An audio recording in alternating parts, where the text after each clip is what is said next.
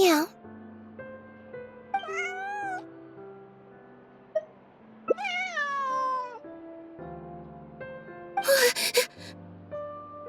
Oh, it's you.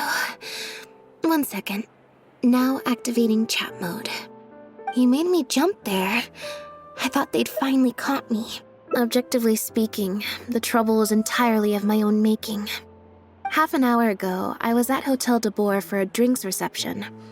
It was to celebrate the successful opening of a show, but it was draining my energy.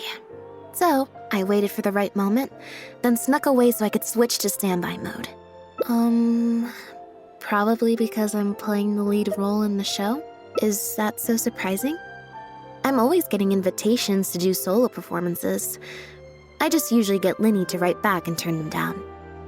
But then came the Fontanalia Film Festival.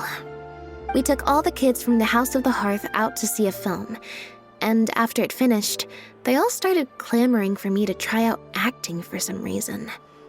Even Linny was chanting along with them. Anyway, it just so happened that a director called Mary had sent me an invitation right around then. I'll spare you the details, but basically, I ended up accepting it. Yep, you nailed it. I'm playing the role of a puppet.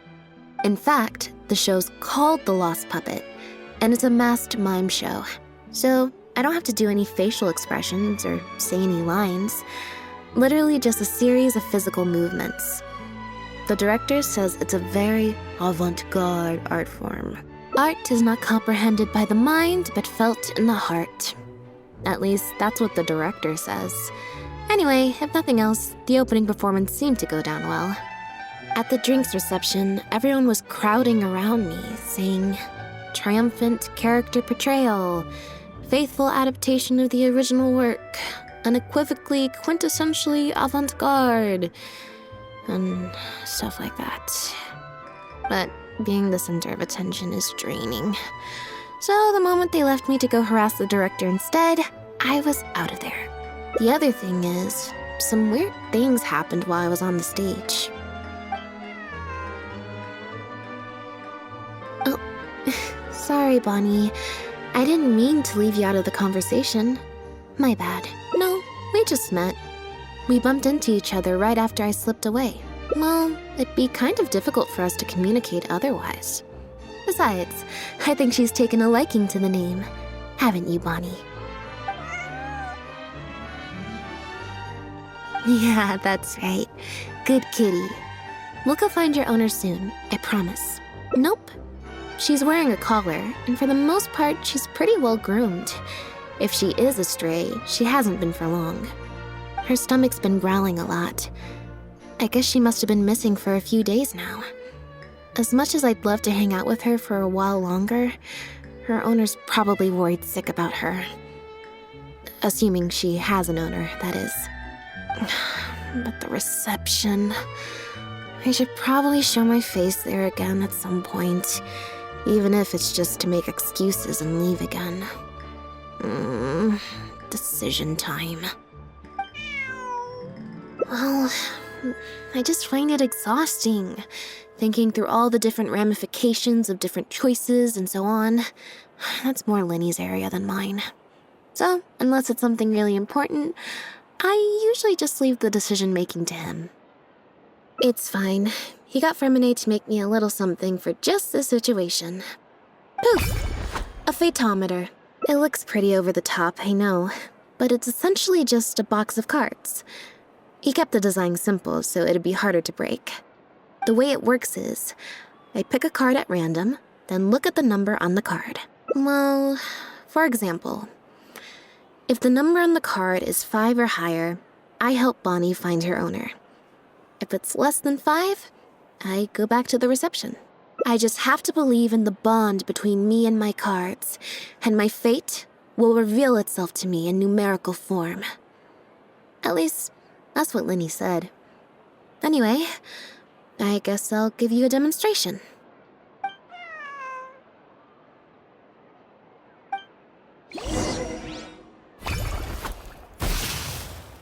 Huh, I didn't like that.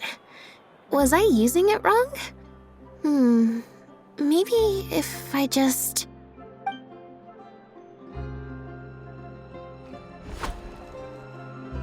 Clearly, there's some design flaws to iron out.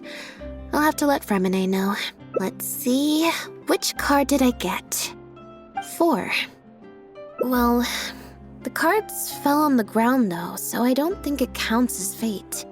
If you want to get the right answer, you have to let fate decide. Also something Linny said. So, to put it another way, if picking a card up off the ground is how to not leave it to fate, then that means it must be the wrong answer. Or why don't you pick a card? Since I ran into you here, that means our fates are, like, interfering with each other. Thank you. This one is final, I promise. Here, take the Fatometer. If it's 5 or above, that means fate successfully changed. Anything lower than 5 is a fail. Also, if you have your own thoughts about what I should do, feel free to share it. Now that I've got a good problem solver here to help, I don't need to run every little thing by fate. So, we're looking for Bonnie's owner? I think I'll go to the Steambird and see about putting an ad in the paper. You want to come along? I think Bonnie wants you to come with.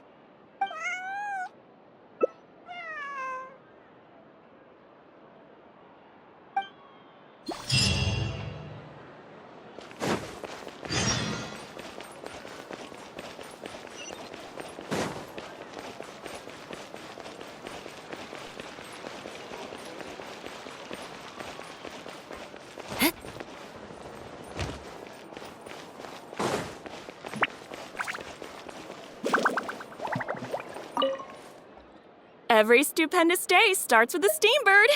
Oh, hi Lynette. Hi Traveler. What can I help you with?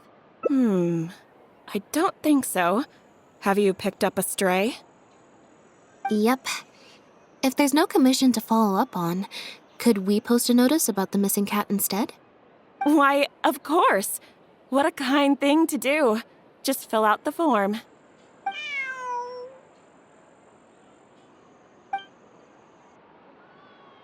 Well, we've registered you as missing.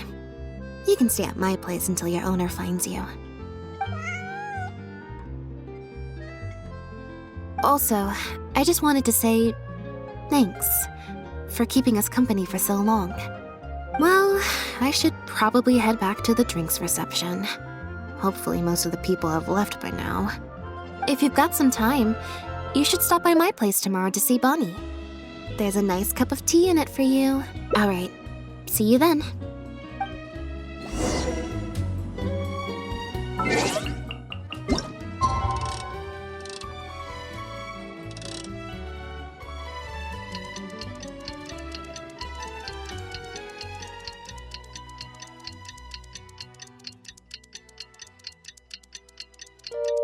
Aristocratic etiquette is all just for show. Just smile and nod along. I was forced to learn all of the rules by heart, but even I don't take them that seriously. Time to scout.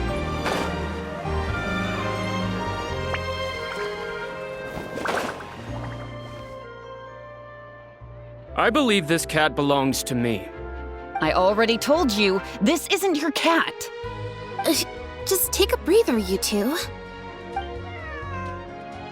Oh, you're here. As you can probably see, you'll have to take a rain check on that tea I promised you. At least for now. This is my friend's cat. He's preoccupied with some important business, so I came to retrieve her in his stead.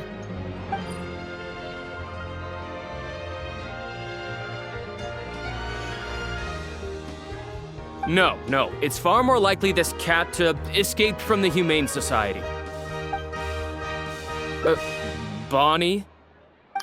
That's the name I've given her in the meantime.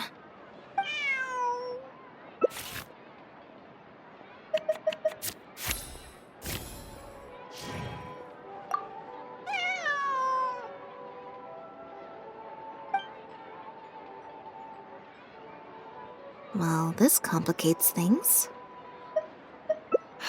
I told you before.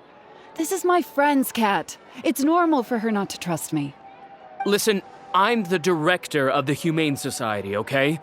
We've got so many strays, dogs, cats, you name it. I'm not even the one feeding them most of the time. You can hardly expect the cat to recognize me. She just looked somewhat familiar, so I came to check, just in case. If she turns out to be one of ours, I'll take her back. Simple as that. Even if that's not the case, the Humane Society could still take her in, if no one else comes to claim her, that is.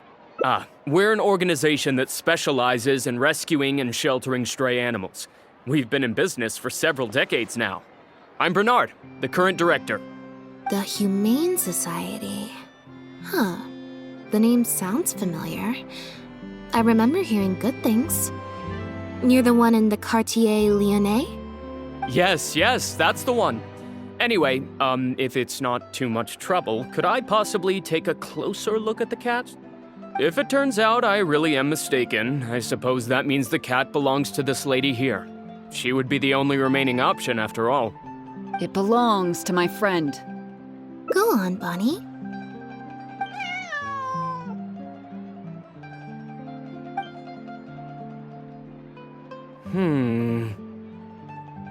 Oh, nope.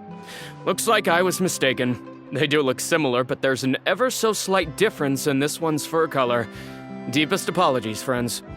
Well, I suppose this means I still have a missing cat to search for.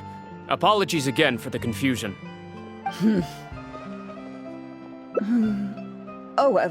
Yes, exactly. Wait a second. You lied earlier, didn't you? Lied? I'm afraid I don't know what you mean.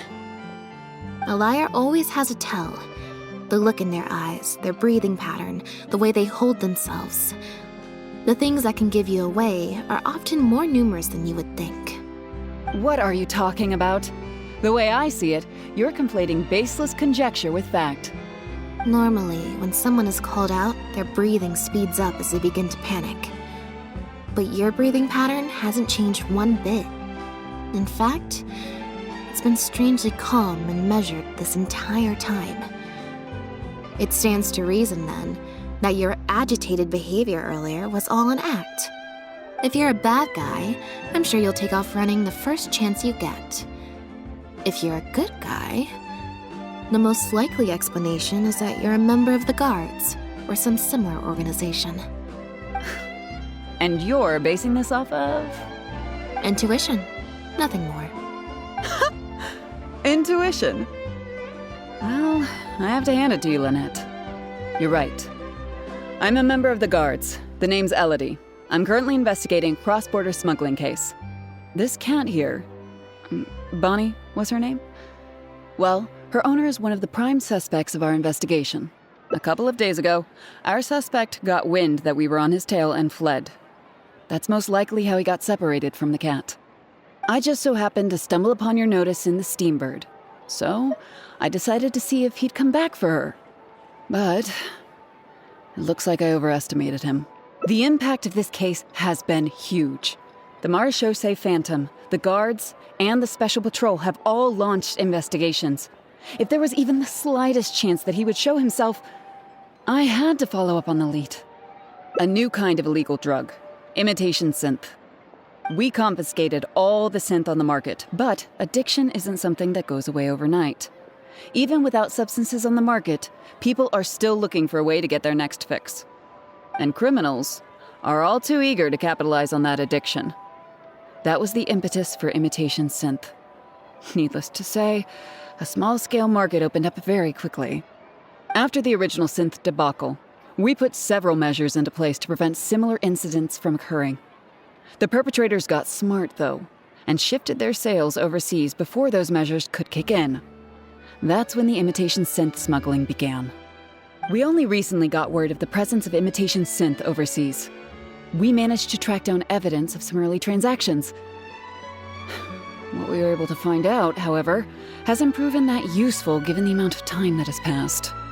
The Marechaussee Phantom launched an investigation to track down every person in Fontaine capable of producing a drug like that. That's how we learned about Bonnie's owner. He's a researcher at the Fontaine Research Institute. His name is Pierre. Pierre Lefebvre, to be exact. Lefebvre.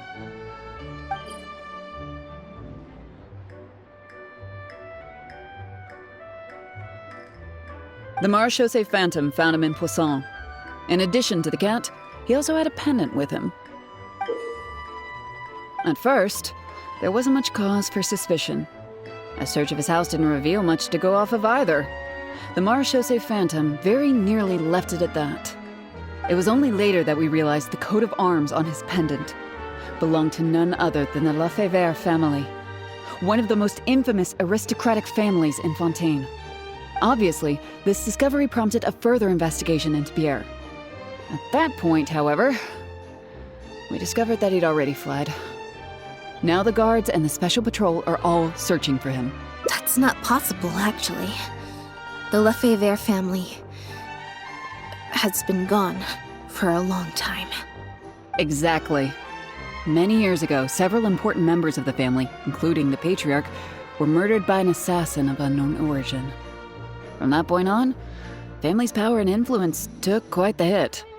The family is engaged in all manner of crimes. As you can imagine, there's no shortage of people waiting in the wings to take their revenge. And with the family severely weakened, they were able to do just that. Most of the remaining family members succumbed to sickness or hunger. The ones that survived are currently living out their days under a new identity. Pierre is one of those very survivors. He's been hiding away in the Fontaine Research Institute all these years. His true identity unbeknownst to all. Until now, that is. Well, my fellow guards have told me all about how smart and courageous you both are. And I know you possess a strong sense of justice. There could be a chance that Pierre, or one of his accomplices, might attempt to get close to Bonnie. Now that you've been briefed on the situation, I was hoping you'd help us keep a lookout. If I take Bonnie back to the guards with me, there's no way Pierre will try and come for her. Not even the most daring of criminals would attempt something like that. I have to admit, I'm not holding out too much hope that Pierre will come back for her. But if there's even the slightest chance, then it's worth a shot. Well, I've got some other leads to follow up on. If Pierre does appear, please contact me right away.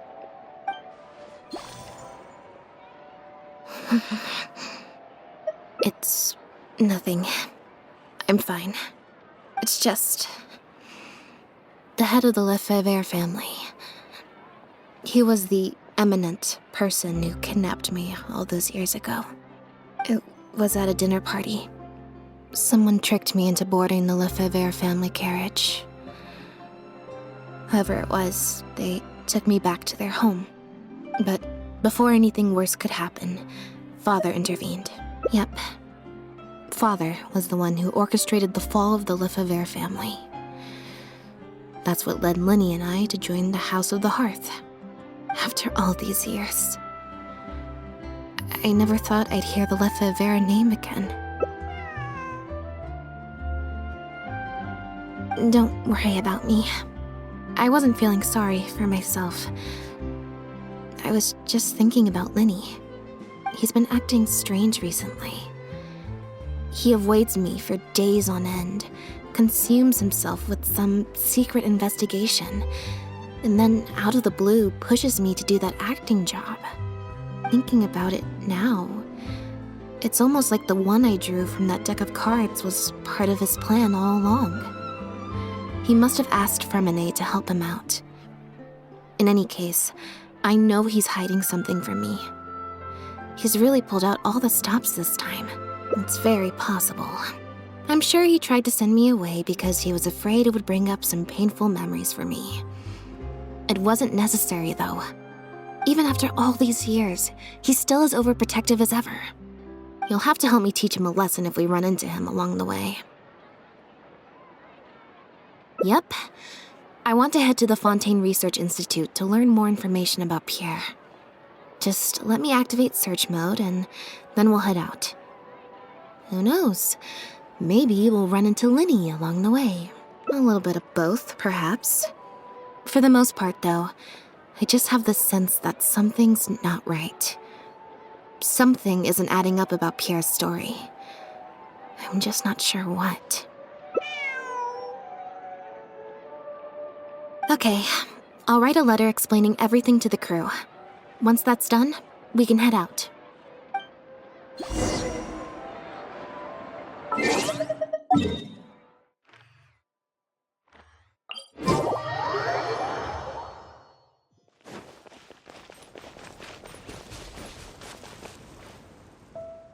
Lynette, you're, not at rehearsal?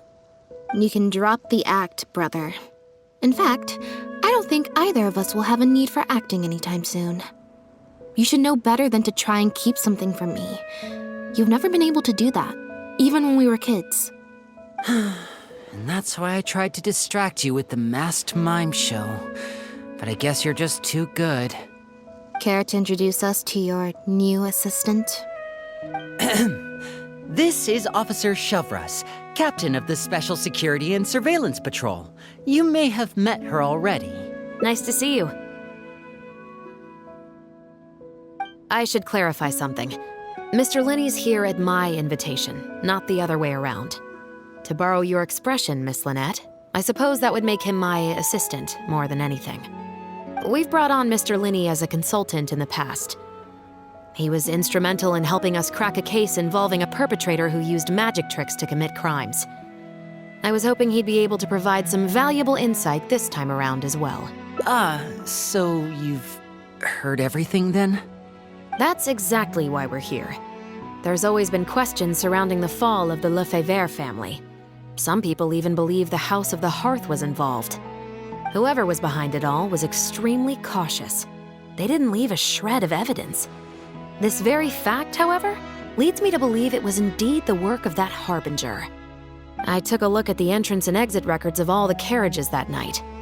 Let's just say it wasn't hard to deduce that there's ill will between you two. Don't worry, I don't have any evidence to that effect, and I certainly don't plan on going to bat for such a despicable family. Plus, you were victims back then more than anything. I sought Mr. Linney's help with the smuggling case. Nothing more. The way I look at it, it's a collaboration between us as people, not the organizations we represent. Besides, by working together, we can expose the truth as quickly as possible. You can hardly say that's at odds with the justice my organization strives for. Not at all. I was planning to invite you from the very beginning, Miss Lynette.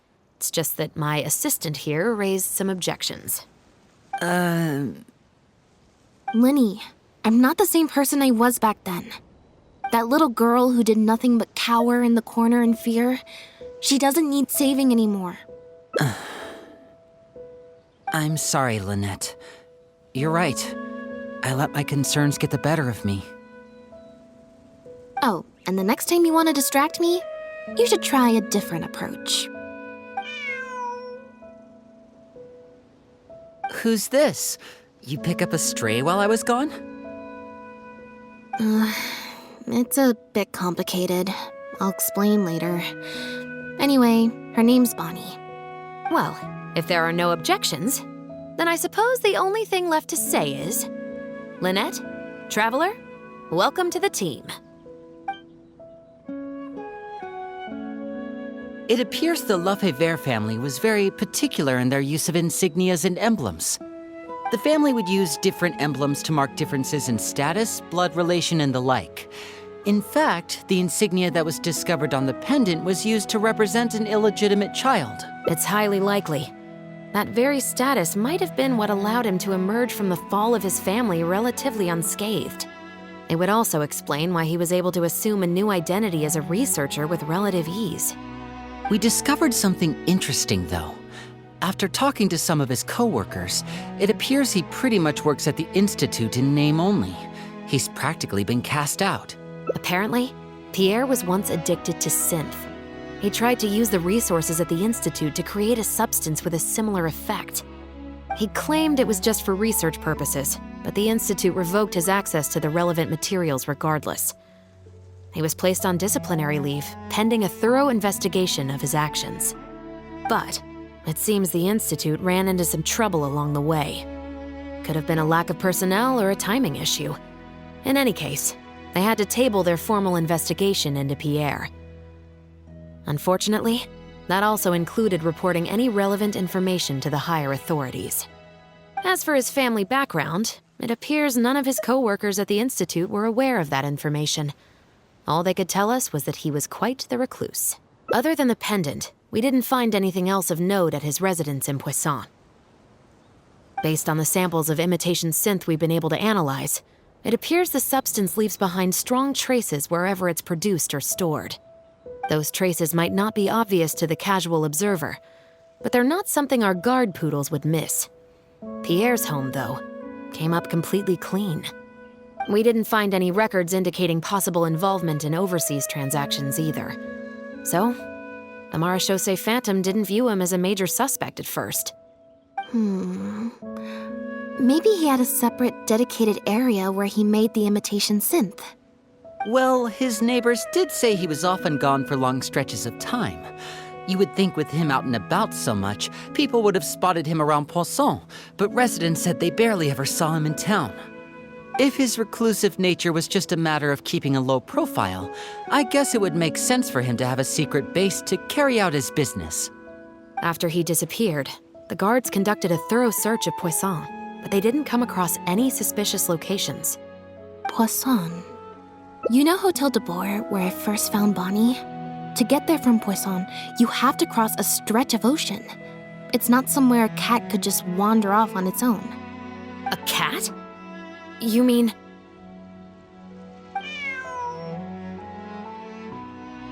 Bonnie is Pierre's cat. Oh, that's right! When the Marechaussee Phantom first tracked him down, I remember there being something about a cat in their report. So this is her? From what we've learned about Pierre's habits, he doesn't seem like the type to venture out without a purpose. So what you're saying, Lynette, is that Bonnie couldn't have gone missing in Poisson. If that's true, then... Exactly. Bonnie might even know where it is. Wait, you think the cat can lead us there? But she's not trained like one of our guard poodles. How is she supposed to understand what we want her to do?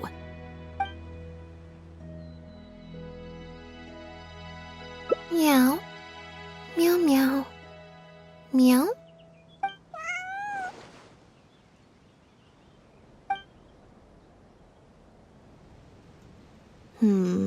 Near the coast, the beach, and beneath the cliffs. The place we're looking for is most likely north of the Court of Fontaine. Well, I've certainly never taken a witness statement like this before. Well, if it works out, maybe it's something worth getting used to. Cats and humans are actually pretty alike. When it comes to communication, most of what we want to convey can be accomplished through body language alone. But humans tend to rely too much on speech to ever take advantage of that fact. Of course, body language has its limitations. You're not going to be able to get across anything too complicated. The important thing is that we now have a lead. Let's try and find a place that matches the clues Bonnie gave us.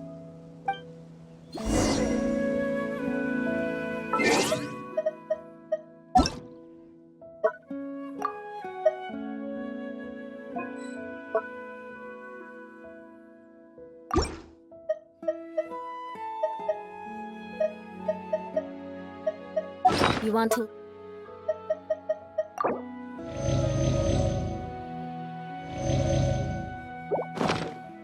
Some Favonia's blade work?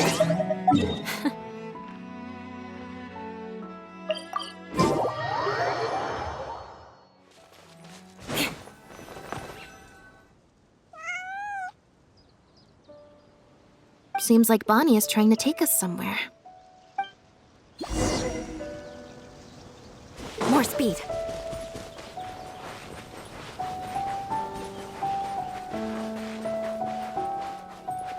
Gardamex ahead. Look out!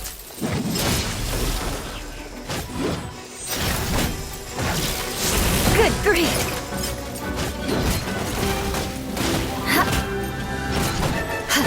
I condemn you!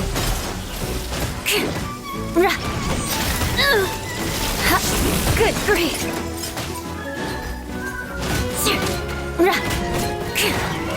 Rack and ruin! Touché!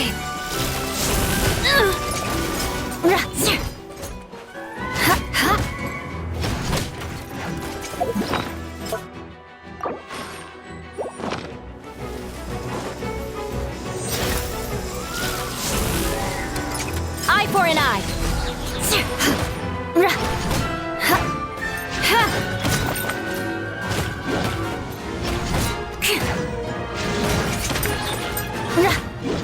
I condemn you! Flood of frost! Rack and ruin! More speed. I'll protect us. Come on, we can do it.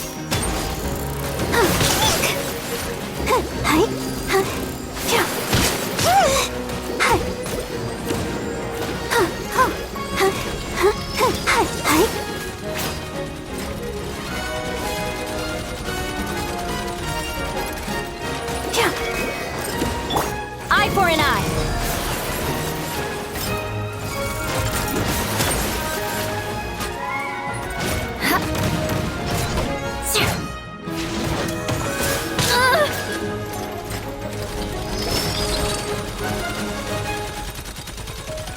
I condemn you!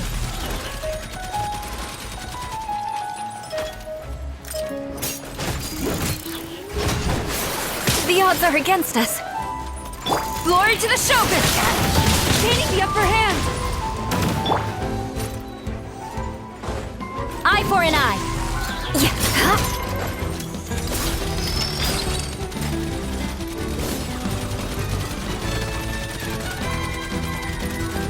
Rack and ruin!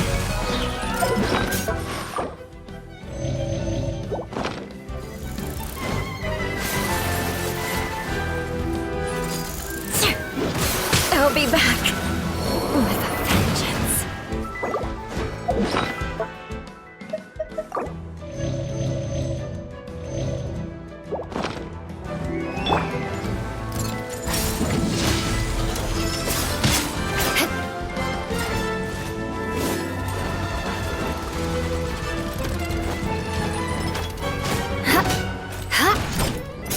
Eye for an eye. Good grief!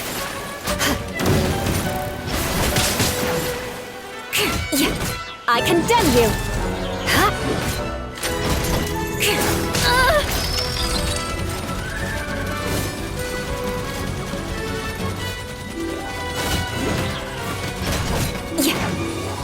Rack and ruin!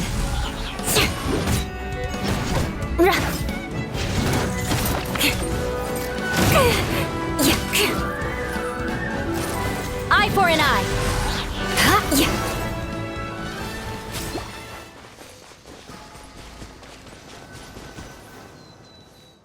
Wow, Lynette, you found this place so easily. If I thought there was any chance you'd say yes, I'd recruit you into the Special Patrol here and now, no questions asked. Sounds familiar.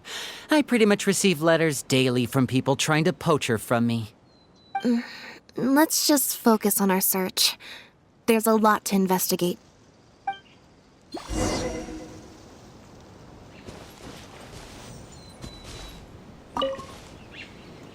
Aha! Just as we thought. This is where the imitation synth was being made.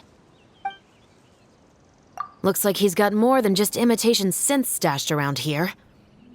In addition to the raw materials needed to synthesize the substance itself, there's a large quantity of cleaning agents and a few drugs I haven't been able to identify. These cleaning agents are likely used to dispel traces of the substance, like its smell. The Special Patrol did some digging into imitation synth. Our records indicate that it's very difficult for ordinary people to detect traces left behind by the stuff. I'm sure that was the case for Pierre as well. It must have taken a considerable amount of time and skill to ensure all those traces get washed away. But what are these other drugs for?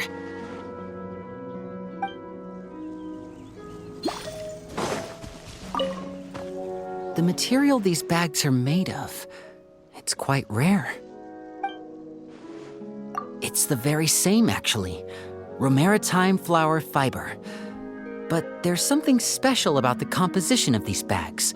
I took a closer look, and it appears they're not only waterproof, but also corrosion and leak resistant. Even the strings look specially designed to keep the bags closed nice and tight. I came across some bags made of the same material just now, but they were much smaller and thinner. From the look of them, they seemed far less durable as well. Very similar, actually. Normally, it would be easy for a guard poodle to sniff out the imitation synth, but if it was sealed away in a bag like that, it might be possible to elude detection for some time. But what could these big bags be for then? If the goal is to keep the imitation synth hidden and sealed away, these bags seem a bit too conspicuous.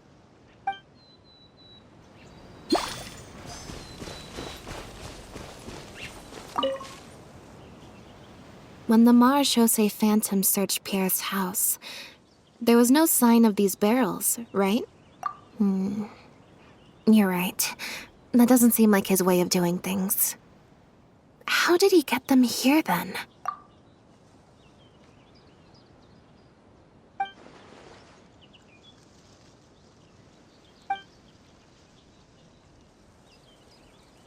Only the lower halves of the barrels appear to have been submerged in water. Based on the various ingredients we've found, this appears to be where Pierre was cooking up his imitation synth.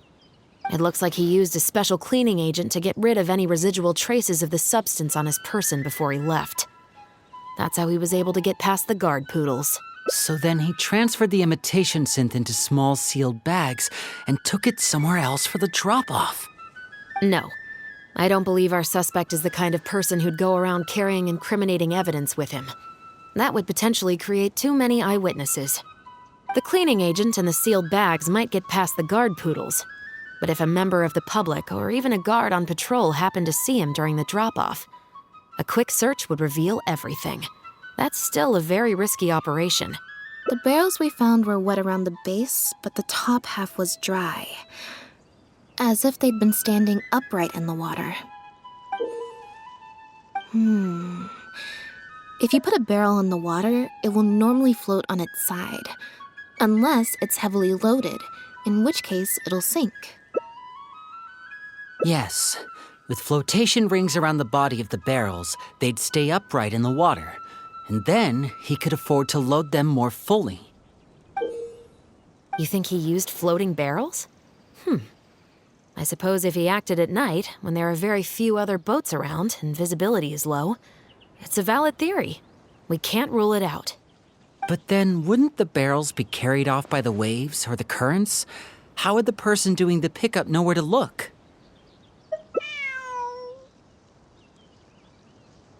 Traveler, can you come take a dip in the sea with me? I have a feeling that somewhere down there, we might find some rope. If a rope can be used to keep a pet from running away, then why not a barrel?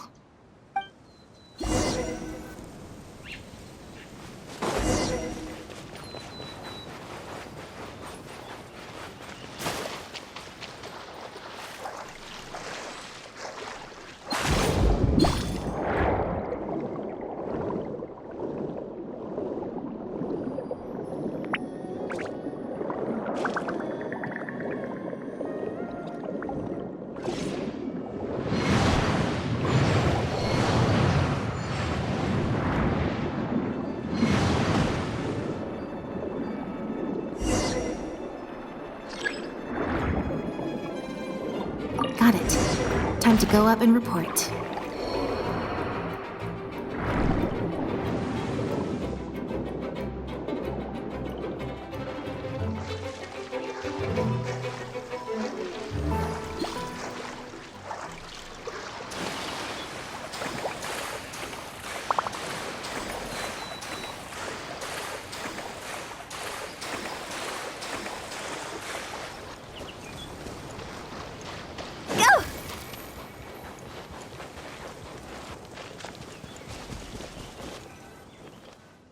As expected, we found a few pieces of rope and some anchoring stones underwater. If you attach them to a floating barrel, it would look like this. With this anchoring system, it would be possible to use floating barrels for the drop-off. You would just need to drop them in the water at the agreed-upon location. We also came across the wreckage of a small boat. It must have been left out on the water and capsized due to the force of the wind and waves. Its small size, however, would have made it perfect for staying undetected. Let's talk this through. Based on the evidence we've collected, it seems like Pierre would row a small boat out to the agreed-upon transfer point, drop off the barrels, leave, and then row back and retrieve them after the transfer was complete. It could be that he was trying to avoid meeting up with his associate face-to-face. As one of the sole survivors of the Lefebvre family, maybe he was just used to that sort of elusive lifestyle. It seems like Pierre deliberately chose the floating barrel method so that the goods could be dropped off and picked up at separate times. That way, the two parties wouldn't have to meet each other. Well, if that's the case, they must not have a very close working relationship. Let's not jump to any conclusions just yet. Assumptions can be detrimental to solving a case. It's possible they were just trying to keep a low profile. Two boats sailing to the same location at once could be too conspicuous. The most important thing is that we can now confirm Pierre wasn't acting alone. The floating barrel drop-off system is proof enough of that. Let's say for now that he was only in charge of producing the imitation synth. That would mean there has to be at least one other person involved in the operation, likely in charge of transporting the goods across the border. Since we've determined that the goods were transported by boat, maybe we can track down some travel logs or something. We can certainly check the various ports for that information. It's possible, however, that Pierre's associate also used a small boat for the transport and docked along the shore rather than at a large port. If that's the case, it's unlikely there would be any record left behind. Absolutely. Before Pierre disappeared, we made sure to investigate all sorts of outward-bound vessels. We also had port authorities keep a lookout for anything suspicious. Unfortunately, we were never able to find out how they managed to get the imitation synth across the border. You're right. Whatever vessel was used for the pickup, the person responsible for smuggling the substance out of Fontaine would have had to use a larger vessel for the actual transport. That's the only way they would be able to smuggle on a large enough scale to make a profit. They must have found a way to disguise the imitation synth to clear port inspections. Exactly. We can't let any opportunities slip through the cracks. Although, given the amount of ports that could be involved, we should probably split up. I'll run home and ask some of my brothers and sisters to try and dig up some information. I should also head back and update my platoon on our progress. I'll grab some reinforcements while I'm at it. Lynette, Traveler, why don't you head to Lumiduce Harbor and see what you can find out? All right. Come on, Bonnie. You too.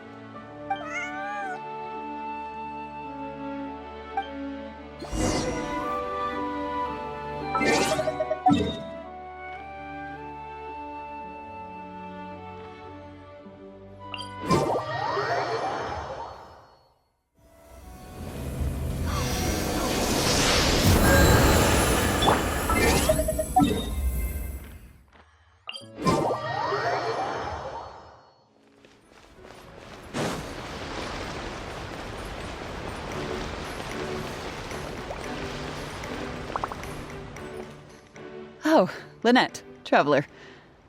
And Bonnie, too. What brings you all here? Did something happen? Oh.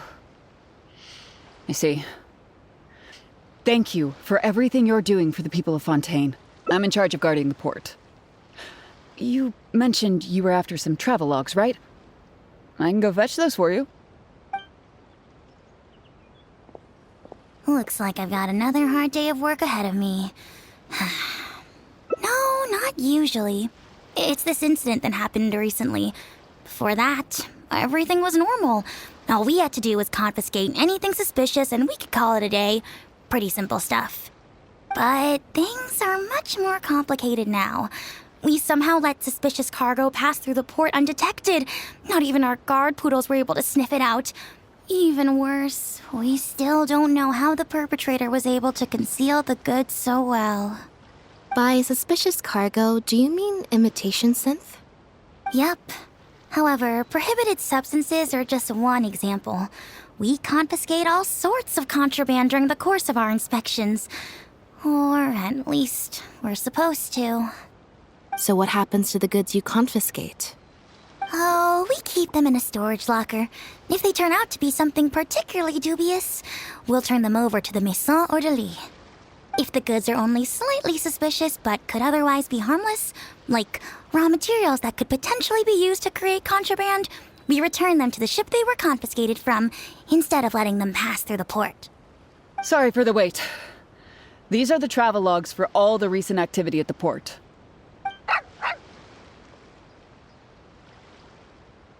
Oh, you brought Gerard with you.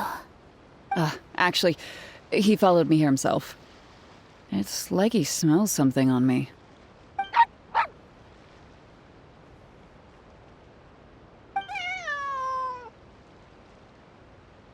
Huh. I wonder why Gerard is reacting to you two so strongly. Huh? We were so careful not to touch it, but we still ended up with traces on us.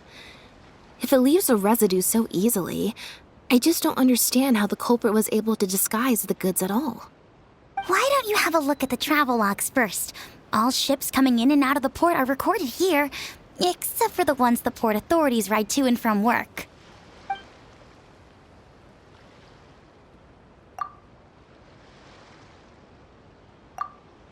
The Humane Society.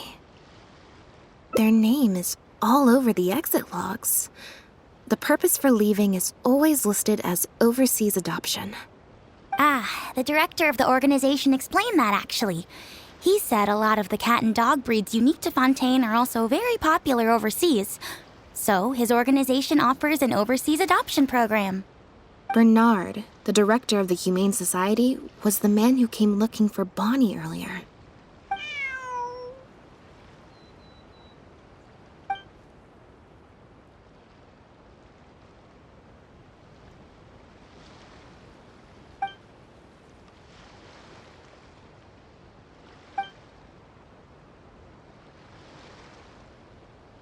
Have you figured it out too, Traveler? The way the criminal disguised the goods?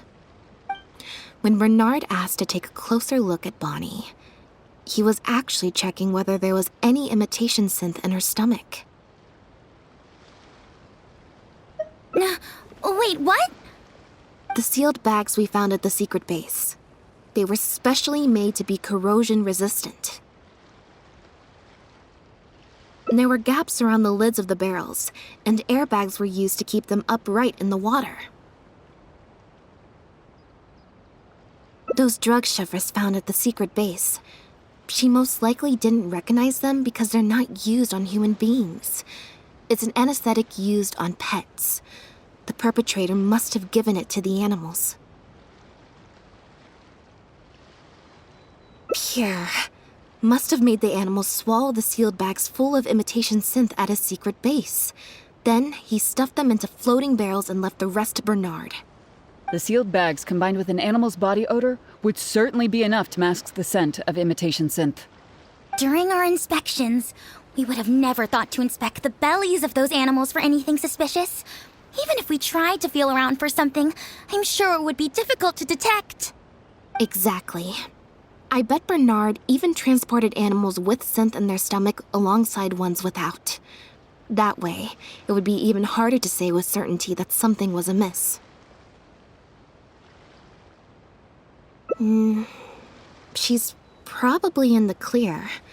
Otherwise, Bernard would have never left without her. I'm guessing he didn't know whether Pierre had already hidden the next batch of imitation synth before he fled. Just imagine. He sees the notice we put in the Steambird, and it turns out that one of the very cats he gave to Pierre for the smuggling operation is out in the open, roaming the streets of Fontaine. If Pierre had already hidden the next batch of imitation synth, then Bonnie would practically be living proof of their crimes. He would have had no choice but to go after her. So, that's why he came to find you and insisted on taking a closer look at the cat.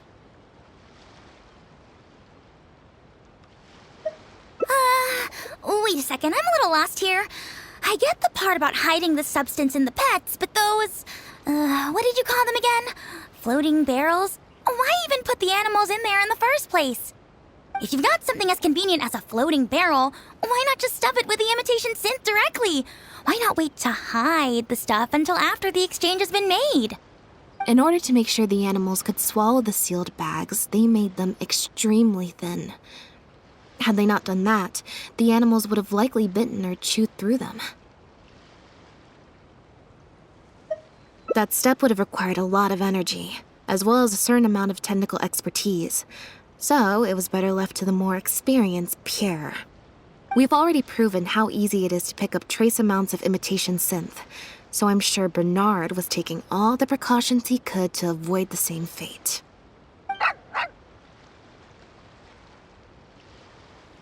Okay. Then, let's head to the Humane Society right away and bring that guy to justice. I'll bring a Gardamek to speed up the process.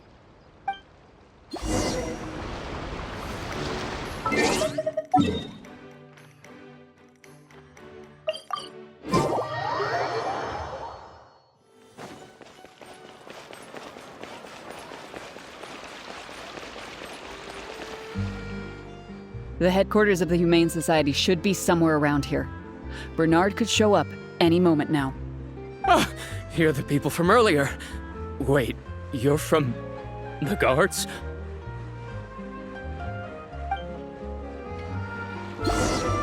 After him! We can't let him get away!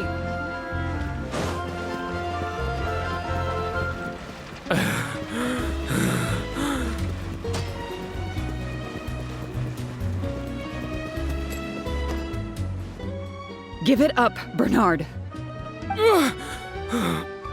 Mercy, have mercy. I'll talk. I'll tell you everything I know. The Humane Society has done so much good over the years, and yet you have committed such an atrocious deed in its name. Look, I didn't have a choice, okay? My father cared about those blasted animals so much, he didn't bother to take care of his human wife and son at all. While those animals were showered with love, I lived worse than a dog. No one asked. Tell me, how did you first get to know Pierre? Well, after I took over the Humane Society, it gradually became harder and harder to maintain its operations. Until one day, someone suddenly passed me a letter. It said that I could stand to get a large sum of money as long as I helped them to transport some animals abroad. It was only after a few such transports that I finally understood what I was really transporting.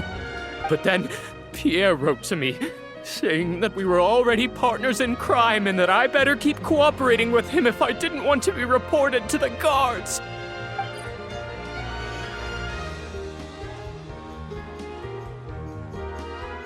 You knew it from the very beginning, didn't you?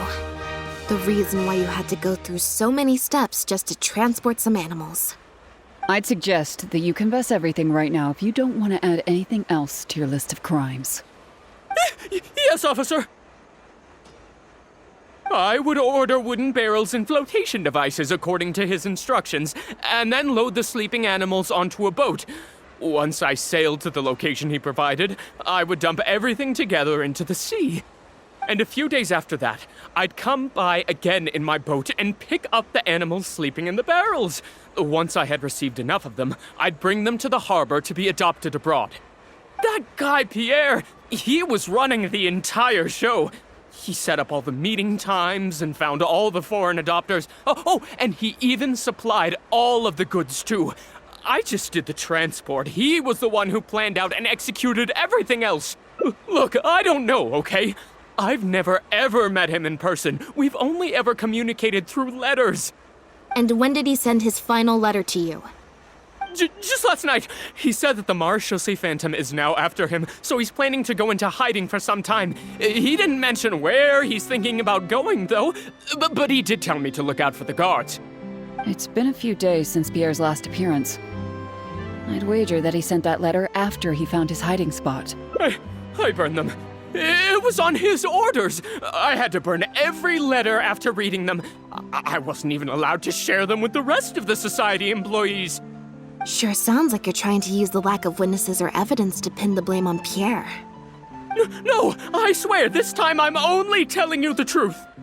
Well, we can check the truth of your statements at the Opera House.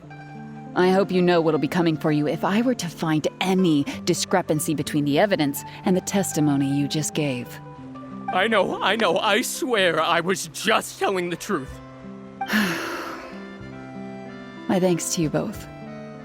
Had it not been for you, I really don't know what would have happened to this case. Bonnie helped, too. That's true. It was all thanks to her that Bernard was finally exposed.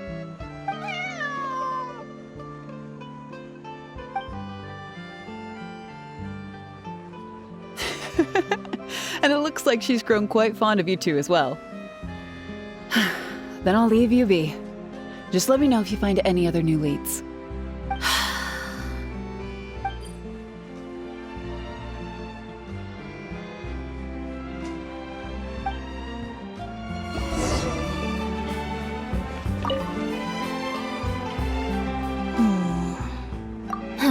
It was that obvious, huh? Well, even though it didn't feel like Bernard was lying, after talking to him, I'm getting an even stronger sense that something's not quite right.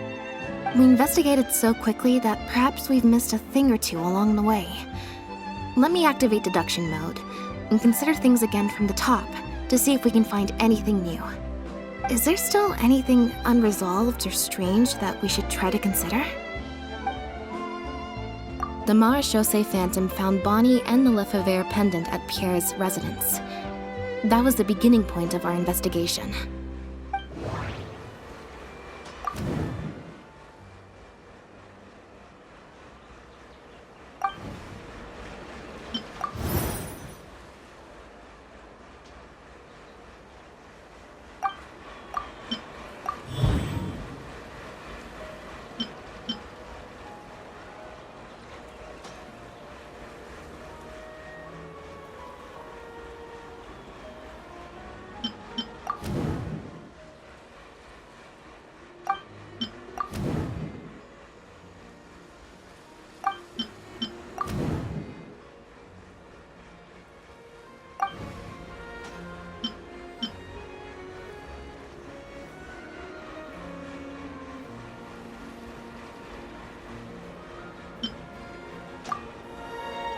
Why would he leave such an obvious trail for us to follow when he took so much care to not leave any traces of imitation synth in his home? Bernard claims to have received a letter last night from Pierre. In the letter, Pierre stated that he had gone into hiding. Is there something wrong with the letter?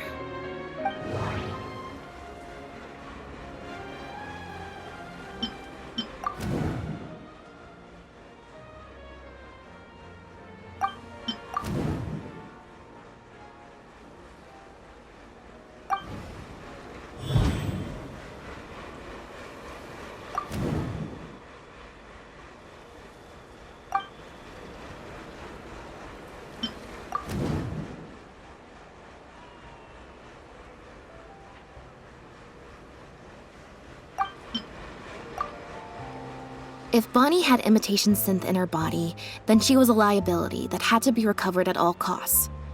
But if she wasn't carrying anything, then it would have made sense to tell Bernard not to worry. And thinking about it, Bernard only attracted our attention in the first place because he came to look for Bonnie.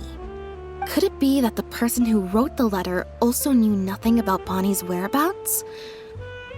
Or they had a separate goal entirely? Well, we've discovered that Bernard is responsible for the trafficking, while Pierre deals with supplying the goods. Is there something else in this scheme that we're missing?